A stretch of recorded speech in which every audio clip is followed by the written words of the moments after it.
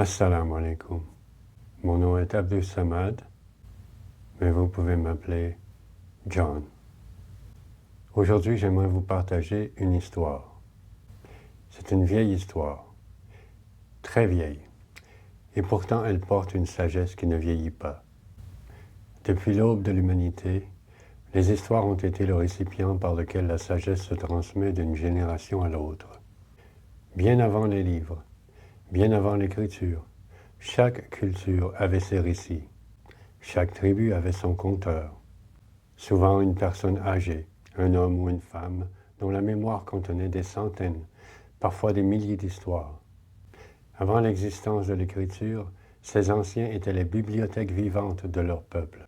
C'est l'une des raisons pour lesquelles les cultures traditionnelles tenaient les personnes âgées en si haute estime. Leur présence était essentielle. En eux vivait le savoir, l'expérience et la sagesse des ancêtres. Après de longues journées de chasse ou de travail, les gens se rassemblaient autour du feu le soir, impatients d'écouter. Voilà pourquoi les êtres humains aiment les histoires. Voilà pourquoi nous sommes attirés par les films, les romans, les récits de toutes sortes.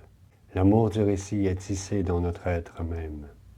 Nous avons été nourris par les histoires, aussi loin que remonte notre existence. Le rôle du conteur était profondément respecté, parce qu'il était vital. Et cela n'appartient pas seulement à un passé lointain. Jusqu'à une époque assez récente, peut-être il y a un siècle ou moins, même ici, en Occident, chaque village et souvent chaque famille avait un conteur. Quelqu'un qui connaissait les histoires et qui savait les raconter d'une manière qui capturait le cœur. Dans de nombreuses régions du monde, cette tradition est toujours vivante. Et en islam, le récit demeure un moyen puissant de transmettre la sagesse. Aujourd'hui, chacun peut facilement trouver des recueils d'histoires soufis, et dans le monde musulman, presque tout le monde connaît au moins un récit de Mullah Nasruddin. L'histoire que je veux partager aujourd'hui est bien connue dans les milieux spirituels. Vous l'avez peut-être déjà entendue. On l'attribue souvent aux soufis ou aux bouddhistes, mais son origine est chinoise. Elle provient d'un texte ancien, écrit plus de 3 siècles avant l'ère commune. Et comme toutes les histoires qui comportent des vérités essentielles, il n'y a aucun mal à l'entendre à nouveau. En réalité, le cœur aime entendre ce qui est vrai. Encore et encore. Ces récits parlent à notre âme, à notre but et à notre destination. Voilà le secret de leur force. C'est l'histoire d'un fermier. Le fermier se considérait riche car il possédait de magnifiques chevaux. Un jour, l'une de ses plus belles juments s'échappa et disparut. Ses voisins vinrent le voir, pleins de compassion. « Quelle malchance, dirent-ils, quelle terrible perte, tu as perdu ton plus beau cheval. » Le fermier répondit simplement « Bonne fortune, mauvaise fortune, qui peut le dire ?» Quelques jours plus tard, la jument revint, suivie de plusieurs étalons sauvages. Le fermier avait maintenant plus de chevaux que jamais auparavant. Les voisins revinrent, cette fois pour le féliciter. « Quelle chance tu as, quelle bonne fortune t'arrive. » Et de nouveau, le fermier répondit « Bonne fortune, mauvaise fortune, qui peut le dire ?» Quelque temps plus tard, le seul fils du fermier tenta de dompter l'un des chevaux sauvages. Il tomba et se cassa la jambe. Une fois encore, les voisins se rassemblèrent. « C'est terrible, dirent-ils, ton fils unique, ton seul aide à la ferme, est maintenant blessé. » Le fermier répondit comme auparavant « Bonne fortune, mauvaise fortune, qui peut le dire ?» Peu après, les hommes du roi arrivèrent au village. Enrôlant de force tous les jeunes hommes valides pour la guerre, chaque famille perdit ses fils, sauf le fermier. Son fils, à cause de sa blessure, fut épargné.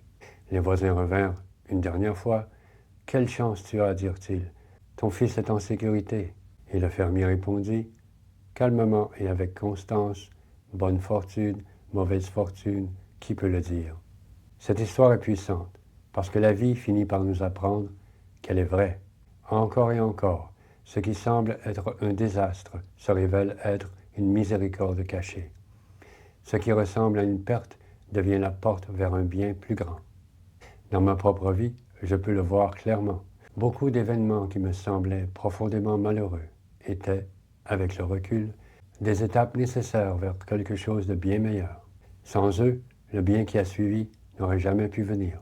Cette histoire nous rappelle que nous jugeons mal nos propres vies. Elle nous avertit de ne pas faire confiance à nos interprétations limitées, surtout lorsque nous étiquetons des événements comme catastrophiques, injustes ou immérités. Nous ne voyons pas le plan plus vaste, et Allah est le meilleur des planificateurs.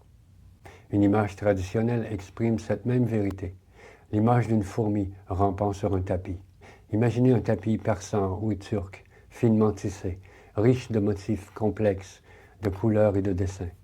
Vu d'en haut, sa beauté est évidente.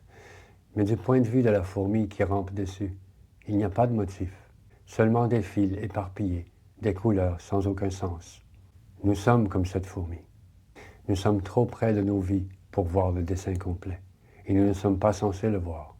C'est ici que la foi naît, non pas de la compréhension, mais de l'abandon. Le vrai tawakkul, c'est faire confiance sans avoir besoin de savoir, faire confiance au tisserand, faire confiance au planificateur. Allah ne fait aucune erreur. Accueille ce qui vient. Tu ne sais pas quel rôle cela joue dans le grand dessin de ta vie, tout comme aucun fil à lui seul ne révèle la beauté du tapis. Lâche l'arrogance qui exige de comprendre avant de se soumettre. Soumets-toi d'abord. La compréhension viendra peut-être ou peut-être pas. Le serviteur n'est pas tenu de comprendre l'ordre avant d'obéir. La vie elle-même est l'épreuve. Vas-tu te soumettre?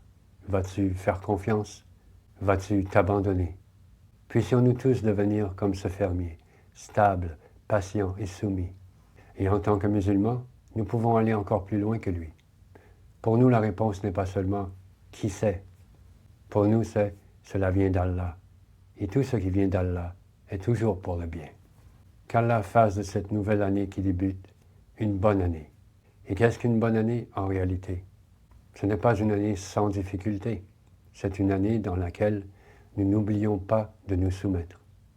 C'est une année dans laquelle nous ne manquons pas les opportunités qu'Allah ne cesse de nous envoyer, souvent déguisées en épreuves, en retard ou en déception.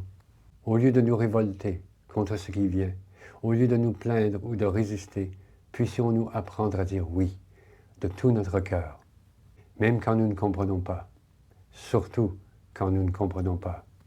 Puissions-nous placer notre confiance en le meilleur des planificateurs. Assalamu alaikum.